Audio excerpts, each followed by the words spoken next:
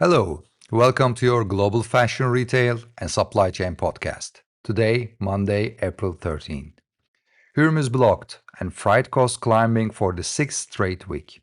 Cotton futures at a 22-month high as war reshapes commodity markets. LVMH logs its worst start to a year in recent memory.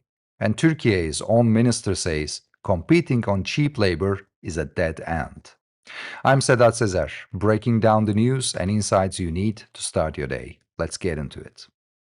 Let's start with what's setting the tone for everything else this week. Trump ordered the US Navy to blockade the Strait of Hormuz after Iran negotiations collapsed.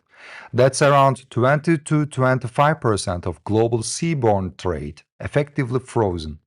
DHL came out last week and said the shipping disruption from this conflict could last 4 to 6 months, even after a ceasefire. 4 to 6 months, that's not a spike, that's a structural reset of your logistic calendar.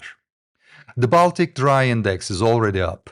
Brent crude hit $104 a barrel, and the Drewry World Container Index has now risen for 6 consecutive weeks, sitting at $2,300. If you are moving goods between Asia and Europe or sourcing raw materials from the Gulf region, these numbers are already showing up in your cost sheets. Now here's where it gets interesting for Turkish manufacturers specifically.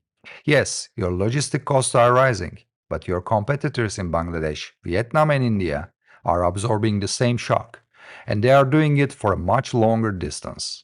A Turkish factory shipping to a German retailer is still on a fundamentally shorter, more resilient route than a Bangladeshi one. That geographic advantage doesn't disappear in a crisis. If anything, a crisis makes it more visible. This connects to directly what India is dealing with on the raw material side. India's partially oriented yarn production has been cut to roughly 60% of installed capacity. Not because of weak demand, because of petrochemical feedstock costs surged. MEG prices are up to 25 to 30% in a single month. PTA and PX are moving in the same direction. When the world's second largest apparel exporter is running at 60% yarn output, that's not a blip. That's a supply shock that travels downstream fast. And cotton isn't giving you an easy exit either. Futures hit a 22-month high this week. The war lit up commodity markets. You've got energy cost at historic pressure level, cotton at the top of its recent range, synthetic fiber feedstocks increasing, and Turkish credit rates at an 8-month high. The margin math on a standard order is genuinely punishing you right now.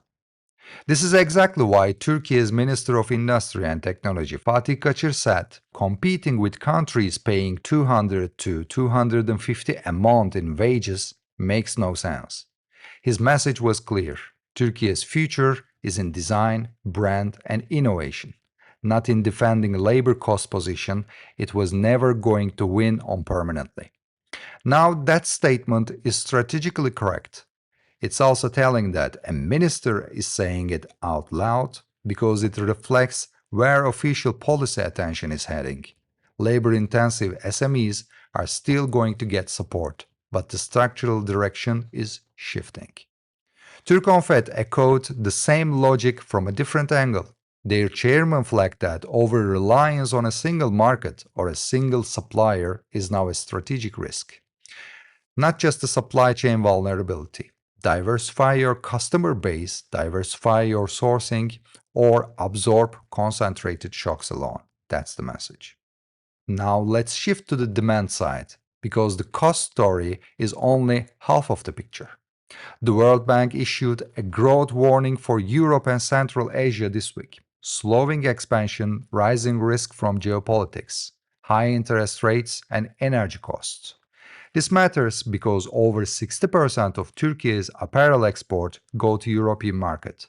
And Italy, one of Turkey's top export destinations, just reported a sharp drop in both apparel exports and imports after a positive trend through 2025. And then there is LVMH, The group logged what's being described as its worst start to a year in recent memory for Q1. Kering is about to report. The luxury sector as a whole is under pressure from war-driven consumer sentiment erosion.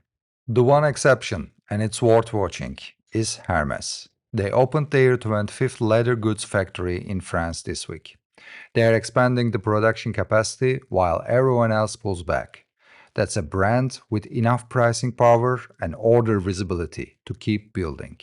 It also signals something about the European nearshoring investment thesis for luxury.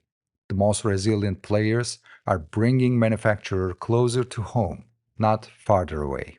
UN Stats April update put global trade at $35 trillion for 2025, up 7.5%.